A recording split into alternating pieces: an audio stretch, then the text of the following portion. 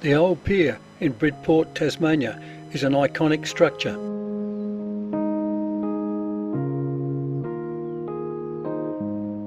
Opened in 1917, the pier celebrates its 100th birthday this year, 2017.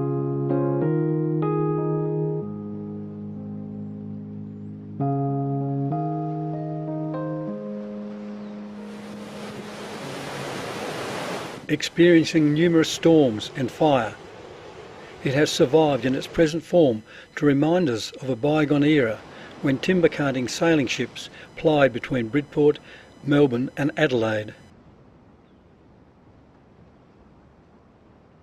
The pier was built at a time when shipping to intrastate markets was in high demand. Produce from the rich agricultural districts at Ringarooma and Scottsdale were being sent by rail to Launceston and then down the Tamar to Melbourne and Sydney.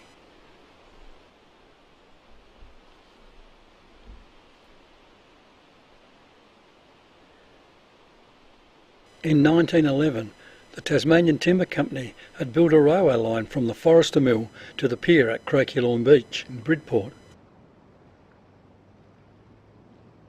Timber was already being sent from the Forester district via Bridport to Melbourne and Adelaide. Harvesting the hardwood and blackwood forests in the Forester and Mount Horror area, they were supplying the ever-growing demand for house building timber in the rapidly expanding suburbs of Melbourne.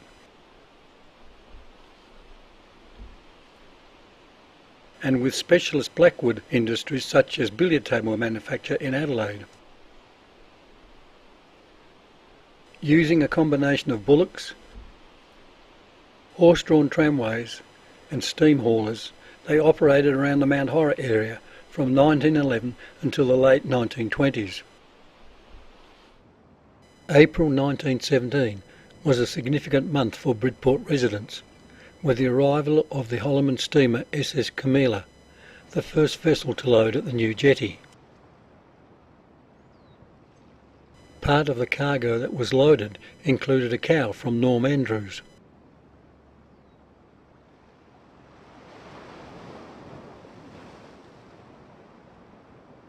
That year saw another special event, when the Barnett boys caught 2 large sharks that were lurking at the end of the new jetty.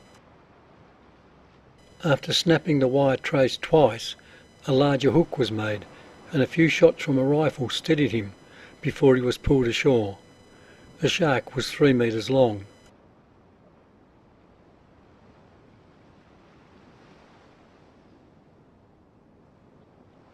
The Barnett family came to Bridport in 1913. Charlie and Asunto had 13 children, and the family played an important role in the development of Bridport. Charlie helped build the railway from Bridport to Forester, and later built a house in the new part of Bridport, near the Granite Point jetty. It was quite substantial for its day, and it is still standing in good condition.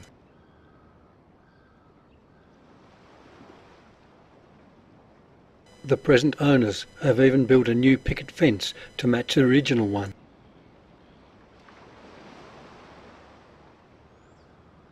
In those days, the Barnetts had a commanding view of the bay and the remains of the old Croaky-Lawn jetty.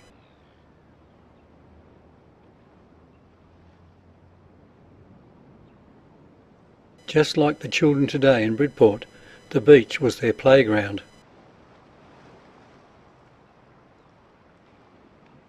The Barnett boys worked on the jetty, loading and unloading timber and cargo.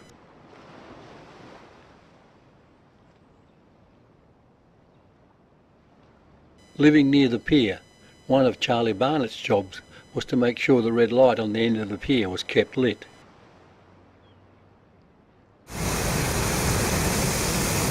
In the terrible storm of 1921, the Rara broke her moorings at the jetty and was washed up on Barnbougle Beach.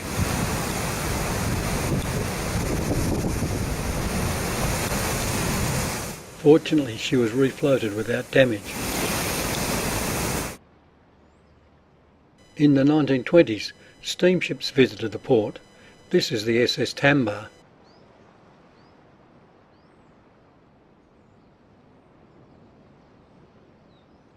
In the 1920s, Bridport was a thriving seaside town with a busy port and a growing population with many holiday makers.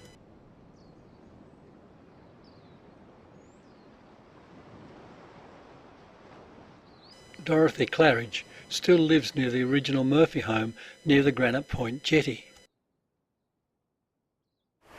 And it was taken with a little old-fashioned box brownie camera, about 3x2, whatever the photo was. I have still got the photo.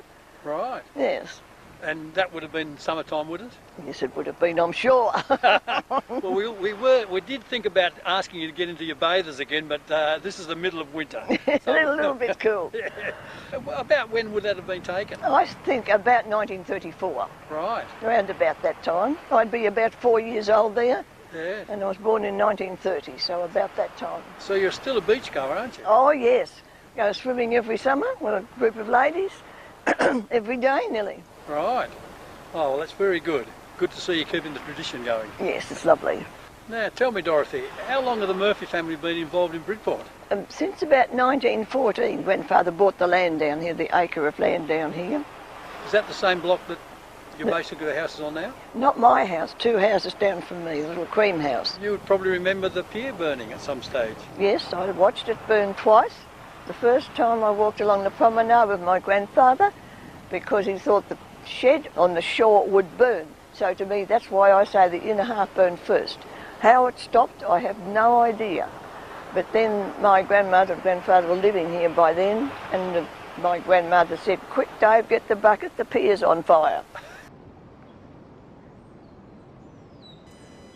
Though the old pier was finally burnt down in 1942, it didn't stop enterprising youngsters 20 years later using it as a diving board.